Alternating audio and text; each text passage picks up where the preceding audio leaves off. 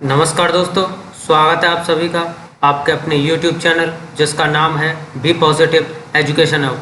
कैसे हो आप सभी?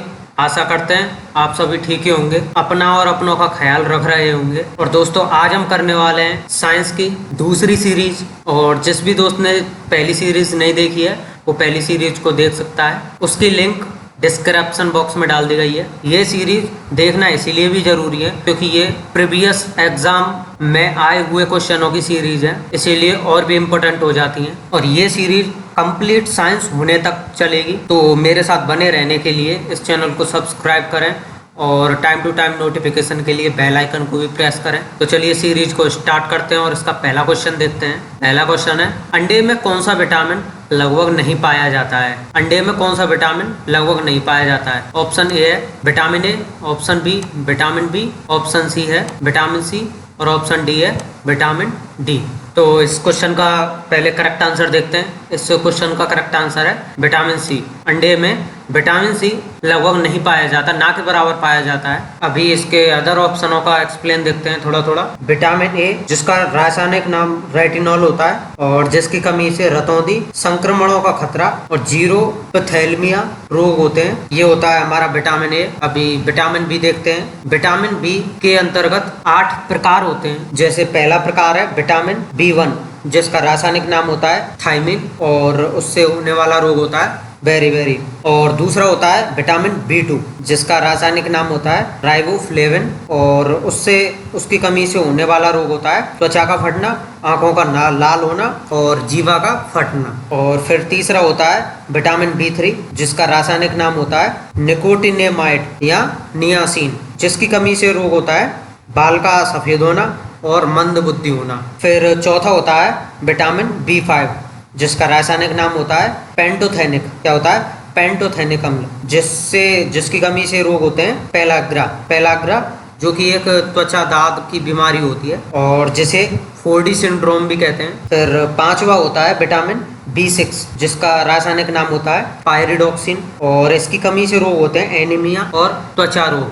और फिर नेक्स्ट छठवां होता है विटामिन बी के अंतर्गत B7, जिसका रासायनिक नाम होता है बायोटीन और इसकी कमी से रोग होते हैं लकवा, शरीर में दर्द होना और बालों का गिरना। और नेक्स्ट सातवां प्रकार होता है इसमें B11, जिसका रासायनिक नाम होता है फोलिक अम्ल और इसकी कमी से रोग होता है एनीमिया और पैचिस रोग। और लास्ट आठवां प्रकार होता है इसका विटामिन B12, जिसका रासायनिक नाम होता है साइनोकावालामिन और इसकी कमी से रोग होते हैं, मुख्य रोग होता है पांडु रोग। तो ये था हमारा कंप्लीट विटामिन बी। आशा करते हैं आपको समझ में आया होगा। नेक्स्ट है विटामिन सी, जिसका रासायनिक नाम होता है एस्कॉर्बिक एसिड और इसकी कमी से मसूड़े फूलना और स्कर्वी नामक रोग होते हैं इसकी कमी से। और लास्ट ऑप्शन है विटामिन डी, इसका रासायनिक नाम होता है कैल्सीफेरॉल। क्या होता है? कैल्सीफेरॉल, जिससे बच्चों में रिकेट्स नामक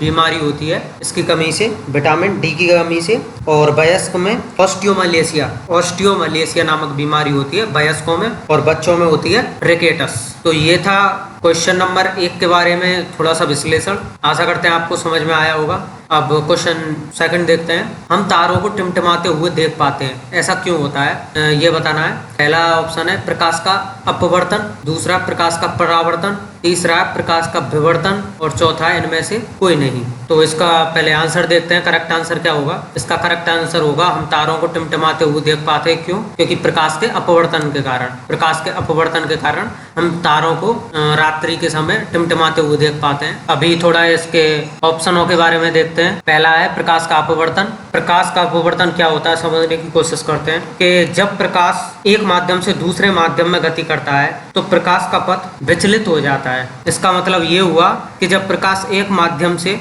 दूसरे माध्यम, चाहे वो सघन माध्यम हो या विरल माध्यम हो, प्रवेश करता है तो वह अपने पथ से विचलित हो जाता है। अब इसमें 2 कंडीशन बनती हैं कि जब प्रकाश की किरण विरल माध्यम से सघन माध्यम में प्रवेश करती है तो किरण अविलंब की ओर झुक जाती है, और अगर प्रकाश की किरण सघन से विरल में प्रवेश करती है तो वह अविलंब से दूर हट जाती है, और इस पूरी स्थिति को हम प्रकाश का अपवर्तन कहते हैं। तो आशा करते हैं ये आपको समझ में आया होगा, प्रकाश का अपवर्तन। दूसरा ऑप्शन देखते हैं, प्रकाश का परावर्तन। प्रकाश का परावर्तन ये क्या होता है? इसमें जब कोई प्रकाश की किरण किसी एक माध्यम से दूसरे माध्यम में प्रवेश करती है तो उस परावर्तक पृष्ठ से टकराकर वापस उसी माध्यम में लौट जाती है। इसे हम एक एग्जाम्पल के माध्यम से समझते हैं, जैसे कि प्रतिबिंब। दर्पण में हम अपना जो प्रतिबिंब देखते हैं वो परावर्तन के कारण ही हो पाता है, और इसके और कई उदाहरण हैं, जैसे कि ध्वनि, प्रकाश। नेक्स्ट तीसरा ऑप्शन देखते हैं, प्रकाश का विवर्तन।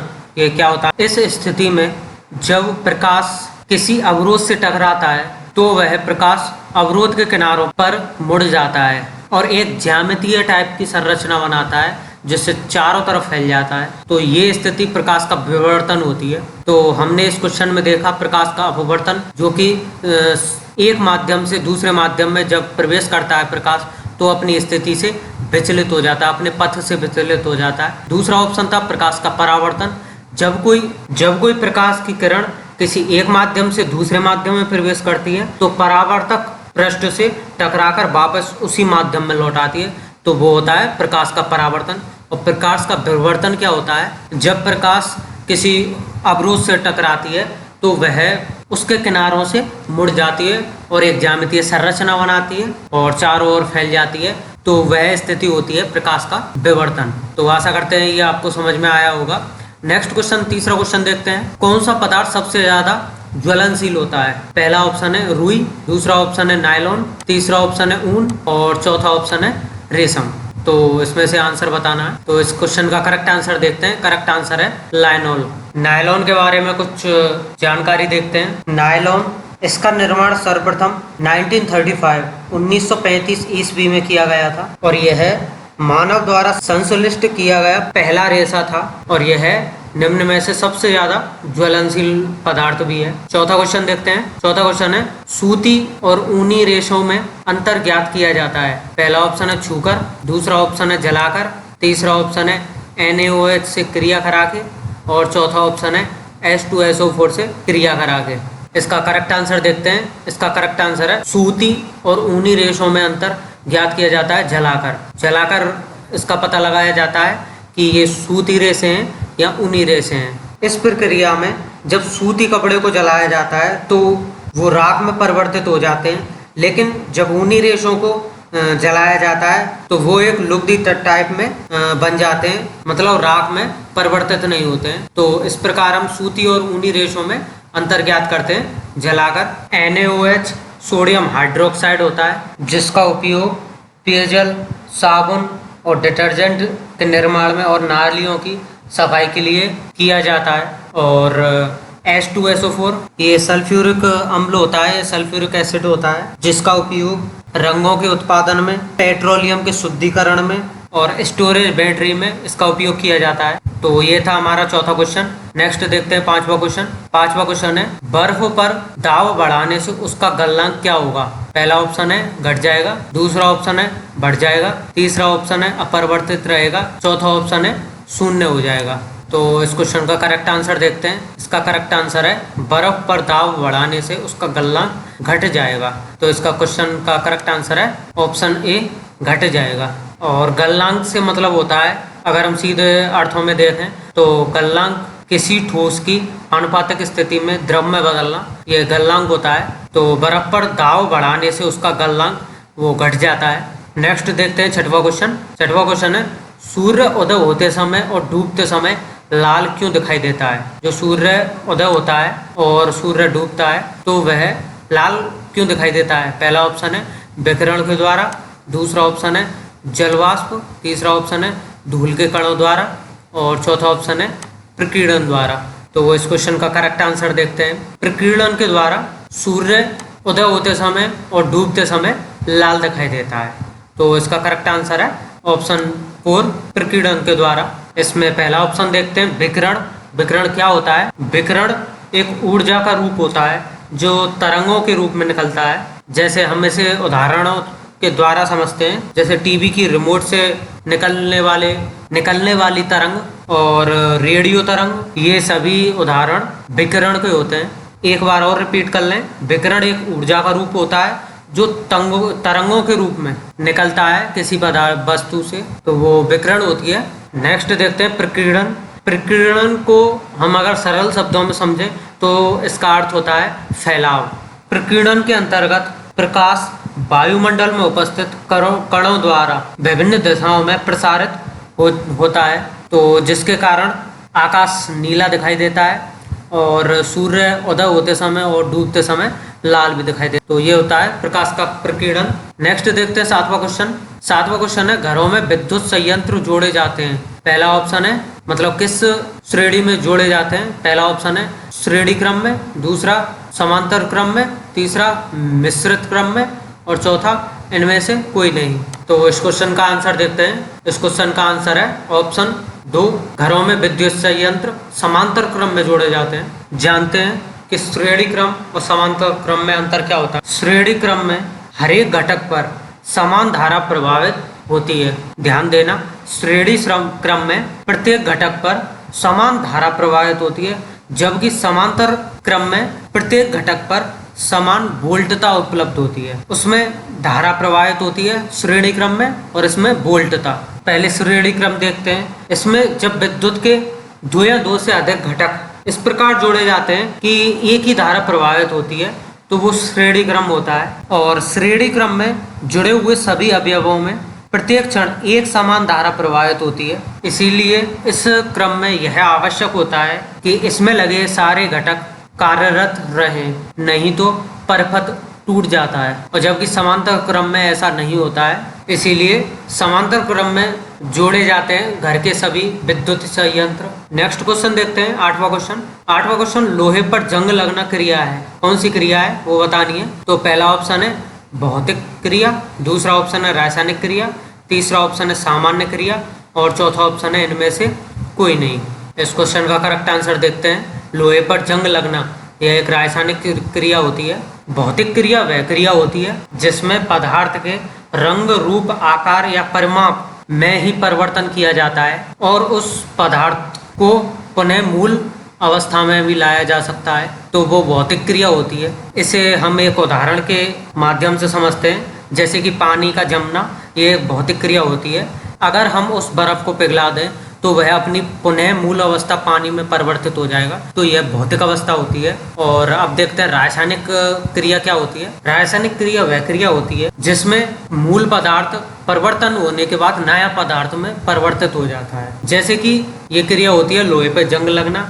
और दूसरा इसका सबसे बढ़िया उदाहरण देख सकते हैं, दूध का दही में जमना, और जिसको हम मूल अवस्था में परिवर्तित नहीं कर सकते हैं तो वो होती है रासायनिक क्रिया। तो ये दोनों आपको क्लियर होंगी। और दोस्तों, अगर ये आपको वीडियो अच्छी लग रही हो तो अपने दोस्तों के साथ शेयर करना और कमेंट बॉक्स में अपने विचार जरूर लिखना। नेक्स्ट देखते हैं नवा क्वेश्चन। नवा क्वेश्चन देखते हैं, केतली में गर्म पानी होना उदाहरण है। यह किसका उदाहरण है।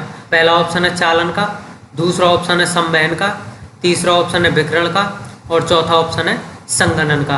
तो इस क्वेश्चन का करेक्ट आंसर देखते हैं। केतली में गर्म पानी का होना यह उदाहरण है संवहन का, ऑप्शन नंबर 2।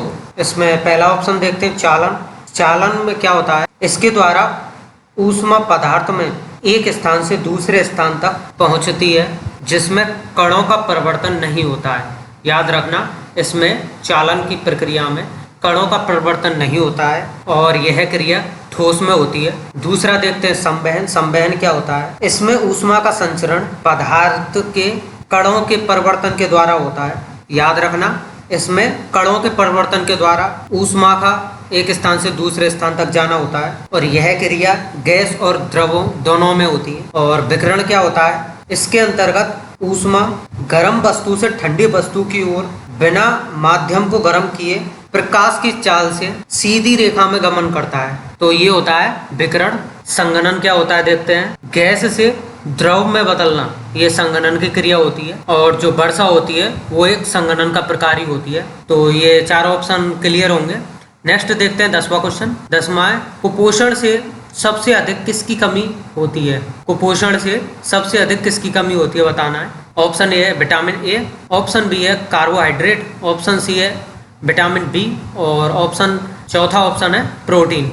इस क्वेश्चन का करेक्ट आंसर देखते हैं। कुपोषण से सबसे अधिक कमी होती है प्रोटीन की। कुपोषण के अंतर्गत प्रोटीन की कमी होती है और प्रोटीन की कमी से ही कुपोषण होता है।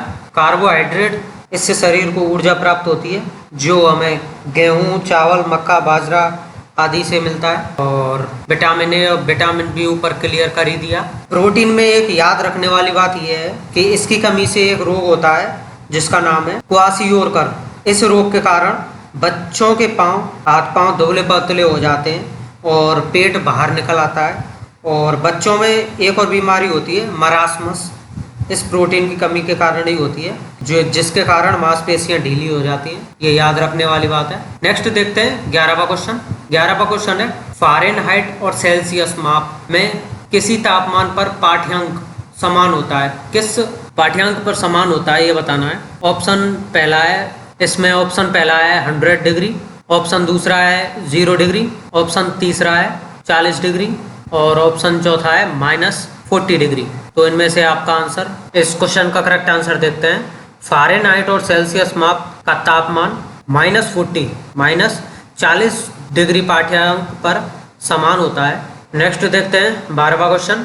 सोडियम को मिट्टी के तेल में क्यों रखा जाता है। ऑप्शन ए है अपने मौलिक स्वरूप में बनाए रखने के लिए, ऑप्शन बी है हवा में इसका ऑक्सीकरण होने लगता है इसलिए, ऑप्शन सी है हवा में वाष्पीकरण होने लगता है इसलिए, ऑप्शन डी है हवा में यह जलना आरंभ कर देता है इसलिए। इस क्वेश्चन का करेक्ट आंसर देखते हैं। सोडियम को मिट्टी के तेल में रखा जाता है क्योंकि हवा में इसका ऑक्सीकरण होने लगता है, इसीलिए सोडियम को मिट्टी के तेल में रखा जाता है। अभी इसे हम थोड़ा समझने की कोशिश करते हैं ऐसा क्यों होता है कि जब सोडियम को हवा में रखा जाता है तो उसकी सतह थोड़ी मलिन पड़ जाती है और उस पर सोडियम ऑक्साइड यानी Na2O की सतह जम जाती है और सोडियम हाइड्रोक्साइड वायु में उपस्थित CO2 से संयोग कर सोडियम कार्बोनेट बनाता है। इसीलिए सोडियम की धातु को मिट्टी के तेल के अंदर डुबो कर रखा जाता है। नेक्स्ट देखते हैं 13वां क्वेश्चन। 13वां क्वेश्चन है चेचक के टीके का आविष्कार किसने किया। इसका करेक्ट आंसर होगा एडवर्ड जेनर। एडवर्ड जेनर इसका करेक्ट आंसर हो जाएगा। प्रिस्टले जिसने ऑक्सीजन का आविष्कार किया था। और इन दोनों का आपको बताना है इन्होंने किस किस चीज का आविष्कार किया था। नेक्स्ट क्वेश्चन देखते हैं 14वां क्वेश्चन। शरीर में ऑक्सीजन की पूर्ति कौन करता है। पहला ऑप्शन है RBC, दूसरा है WBC, तीसरा है प्लाज्मा और चौथा है ब्लू प्लेट सेल। इसका करेक्ट आंसर देखते हैं। शरीर में ऑक्सीजन की पूर्ति करता है option A RBC, red blood corpuscles. इसमें केंद्रक नहीं होता, लेकिन अपवाद के रूप में याद रखने वाली बात यह है कि ऊंट एवं लामा नामक स्तनधारी की RBC में केंद्रक पाया जाता है और इसका निर्माण अस्थिमज्जा में होता है, बोन मैरो, और इसका जीवन काल 20 से 120 दिन का होता है और इसकी मृत्यु यकृत यानी लीवर और प्लीहा यानी स्प्लीन में होती है। इसीलिए यकृत और प्लीहा को RBC का कब्र कहा जाता है। इसमें हीमोग्लोबिन पाया जाता है जिसके कारण इस रक्त का रंग लाल होता है और हीमोग्लोबिन में पाया जाने वाला लोह यौगिक हीमेटिन होता है। और RBC का मुख्य कार्य शरीर की हर कोशिका में ऑक्सीजन पहुंचाना और कार्बन डाइऑक्साइड को बाहर लाना होता है।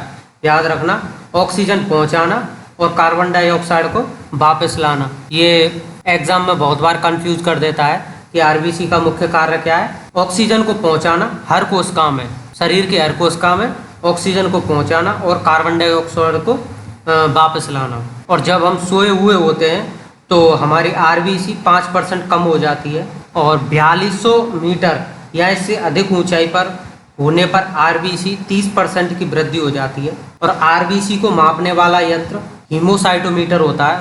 कौन सा?